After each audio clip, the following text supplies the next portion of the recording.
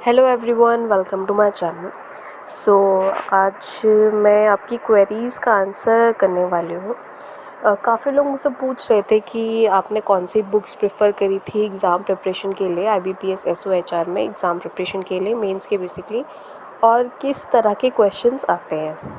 सो आज दो पार्ट्स में इसको डिस्कस करूँगी। पहला ये होता है कि क्वेश्चंस कैसे पूछे जाते हैं आईबीपीएस एसओ में। सो बेसिकली मेरे टाइम पे जैसे क्वेश्चंस आए थे, मैं उसके बेसिस पे ही बता देती हूँ कैसे आए थे। सो आईबीपीएस एसओ एचआर मेंस के जो क्वेश्चंस होते हैं वो बेसिकली कह सकते हैं कि बहुत बेसिक टाइप ऑफ क्वेश्चंस होते हैं। बेसिक क्वेश्चंस होते हैं लेकिन बहुत घुमा फिरा के पूछे जाते हैं, जो कि मतलब एक तरीके से आपको कंफ्यूज कर देंगे। सो इसके लिए बेसिक मतलब नेसेसरी यही है कि आप अपने बेसिक कॉन्सेप्ट्स को बहुत अच्छे से क्लियर कर लो, है ना। हर एक कॉन्सेप्ट को बहुत अच्छे से पढ़ना पड़ेगा, डीपली पढ़ना पड़ेगा, और तभी जाके ऐसा हो पाएगा कि आप क्वेश्चंस मतलब उसके आंसर्स करेक्ट कर सकते हो, ठीक है। और ऐसा नहीं है कि बहुत ज़्यादा हाई फाई पढ़ के जाने की ज़रूरत है। जैसे अगर मैं कंपेयर करूँ यूजीसी नेट में, तो यूजीसी नेट में क्वेश्चंस बहुत हाई लेवल के हो जाते हैं, डिफ़िकल्टी थोड़ा ज़्यादा होता है उसका, और मैनी टाइम्स ऐसे क्वेश्चंस पूछे जाते हैं जिनका लगता है कि कहीं वो मेंशन ही नहीं है, किसी बुक में मेंशन ही नहीं है, और इंटरनेट पे ही उनके आंसर मिल सकते हैं। तो आईबीपीएस एसओ में ऐसे क्वेश्चंस नहीं पूछे जाते हैं, बुकिश क्वेश्चंस होते हैं, बट थोड़े से घुमा फिरा के पूछे जाते हैं जो कंफ्यूज करते हैं, ठीक है। तो जैसे जब मैं एग्ज़ाम दे रही थी तो क्वेश्चंस ऐसे थे, काफ़ी कंफ्यूजिंग थे, मतलब ऐसा लग रहा था आंसर समझ नहीं आ रहा है। तो मैंने बस यही टेक्निक अपनाई थी उस टाइम पे कि मैंने बहुत अच्छे से क्वेश्चन पढ़ा और हर एक वर्ड से मैंने रिलेट किया, जितने भी हमारे ऑप्शंस दिए थे उससे, और जो मुझे सबसे ज़्यादा रिलेटेड आंसर लग रहा था उस क्वेश्चन के अकॉर्डिंग, वो मैंने ऑप्शन चूज़ किया था, ठीक है। तो ऐसे करके ही मैंने अपना क्वेश्चन पेपर सॉल्व किया था। तो इसके लिए मैं यही सजेस्ट करूँगी कि आप जो भी बुक पढ़ रहे हो उसको बहुत अच्छे से पढ़ लो, और जो अपने कॉन्सेप्ट्स हैं उसको बहुत अच्छे से क्लियर कर लेना। कोई भी कैसा टॉपिक कुछ भी हम लेते हैं, जैसे प्रिंसिपल्स ऑफ मैनेजमेंट हो गया या कोई भी थ्योरी हो गई, वेजेस की थ्योरी हो गई, उसको ऐसे मत कंसिडर करना कि यार ये तो बहुत इजी टॉपिक है और क्वेश्चन आएगा तो हम आराम से कर लेंगे, क्योंकि आपको नहीं पता वो क्वेश्चन कैसे पूछ ले, है ना। कभी कभी कोई एक सिंपल चीज़ को भी इंसान इतना घुमा देता है कि वो भी कंफ्यूज कर जाती है। तो मैं यही सजेस्ट करूँगी अपने कॉन्सेप्ट क्लियर करिए। और रही बात इंडस्ट्रियल रिलेशंस की, तो इंडस्ट्रियल रिलेशंस में क्वेश्चन इजी थे और बेसिक फैक्चुअल बेस्ड थे। मतलब अगर आप कोई लॉ उठा के पढ़ोगे ना, तो जो लाइक सुपरफिशियल नॉलेज होती है लॉ की, या जो फैक्ट उसमें मेंशन होते हैं वही आते हैं।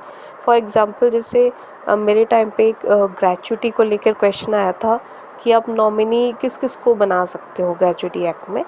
तो वो ग्रेच्युटी एक्ट में लाइक मिल जाएगा आराम से आपको। तो ऐसी ऐसी चीज़ें आपको पढ़नी पड़ेगी, इसमें इतने डीप घुसने की ज़रूरत नहीं है। जैसे यूजीसी नेट में एकदम लाइन टू लाइन क्वेश्चंस आते हैं, आईबीपीएस एसओ में नहीं आते हैं। अगर आप एक बार रीडिंग कर लोगे और जो फैक्ट्स उसमें दिए हैं उसको अच्छे से समझ लोगे, तो ईज़िली आप सारे क्वेश्चंस सॉल्व कर पाओगे। अब नेक्स्ट पार्ट पे आते हैं। नेक्स्ट पार्ट आता है द बुक्स आई प्रेफर्ड। सो सबसे पहले जो मैं बुक सजेस्ट करूँगी वो है ट्रूमैन्स की एचआरएम, ठीक है। ये बुक बहुत सही है, अगर आपको अपना बेसिक कॉन्सेप्ट बनाना है तो Truman HRM is the best, ठीक है। फर्स्ट टाइम आप पढ़ोगे आपको नहीं समझ आएगी, ठीक है। मेरे साथ भी ऐसा तो मुझे नहीं समझ आती थी, लेकिन जब आप उसको 2-3 बार रिवाइज़ कर लोगे ना उस होल बुक को, तो आपको एक बेसिक आइडिया बैठ जाएगा एचआर का, कि क्या क्या टॉपिक्स होते हैं और क्या क्या चीज़ पढ़नी चाहिए नहीं पढ़नी चाहिए। और मैं ये कहूँगी कि लाइक 70% टॉपिक तो उससे आपका कवर हो ही जाएगा, ठीक है। जब बुक आप पढ़ लोगे, उसकी थ्योरी पूरी अच्छे से पढ़ लोगे, तो उसके बाद जो सबसे इम्पॉर्टेंट काम आपको करना है वो है कि ट्रूमैन एचआरएम के लास्ट में जो एमसीक्यूज़ दिए हैं उनको ज़रूर सॉल्व करना है, ठीक है। उनको बिल्कुल नहीं छोड़ना है, क्योंकि उसमें से बहुत क्वेश्चंस फंसते हैं। जितने भी आप एचआर के एग्ज़ाम्स दोगे 100% उसमें से क्वेश्चंस फंसते हैं, ठीक है। तो उन एमसीक्यूज़ को आपको बहुत अच्छे से करना है, और उन एमसीक्यूज़ को करने की एक ट्रिक ये है, ठीक है। ज़रूरी नहीं है कि उन एमसीक्यूज़ में जो क्वेश्चंस होते हैं वो टोटली उस थ्योरी पे ही बेस्ड हो जो आपके बुक में है। बहुत सारे क्वेश्चंस ऐसे होते हैं जिनकी थ्योरी इवन ट्रूमैन की बुक में मेंशन्ड ही नहीं होती है, ठीक है। तो आपको क्या करना है कि वो जो टॉपिक आपको नए लग रहे हैं उसको एक जगह लिख लो, उसके बाद इंटरनेट से उस चीज़ को सर्च करो और उसके नोट्स बना लो, ठीक है।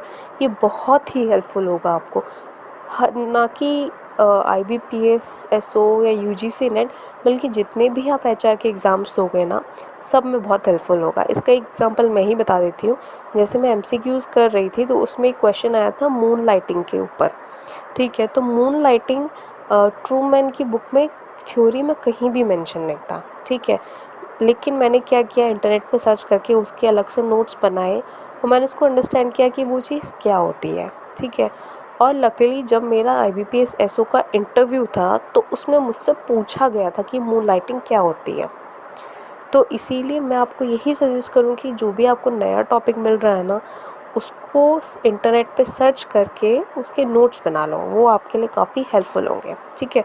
तो पहली बुक तो ये हो गई ट्रूमैन के HRM। नेक्स्ट आती है हमारे पास स्टीफन रॉबिन्स की, ठीक है, ऑर्गेनाइजेशन बिहेवियर।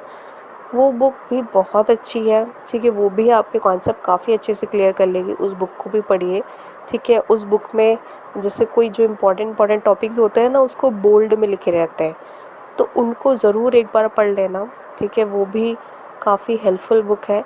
और ऑर्गेनाइजेशन बिहेवियर स्टीफन रॉबिन्स की जब आप पढ़ लोगे, उसके बाद नेक्स्ट जो बुक आती है वो आती है के अश्वत्थामा, ठीक है। के अश्वत्थामा को भी एक थोड़ी हाई लेवल की बुक हो गई, ठीक है, पर इसको भी अच्छे से ख़त्म कर लेना क्योंकि इससे भी काफ़ी क्वेश्चंस आते हैं। तो मेरे अकॉर्डिंग बस अगर आप ये तीनों बुक्स कर लोगे ना तो बहुत सफिशिएंट है आपके लिए, आप आराम से क्वालिफाई करवा लोगे अपना एग्ज़ाम। और इसके साथ साथ इंडस्ट्रियल रिलेशंस की जो लॉज आप पढ़ते ही हैं उनको अच्छे से पढ़ लेना। बस आज की वीडियो में इतना ही था। अगर आपको मेरी वीडियो पसंद आई तो please like share and subscribe ज़रूर कीजिएगा। Thank you.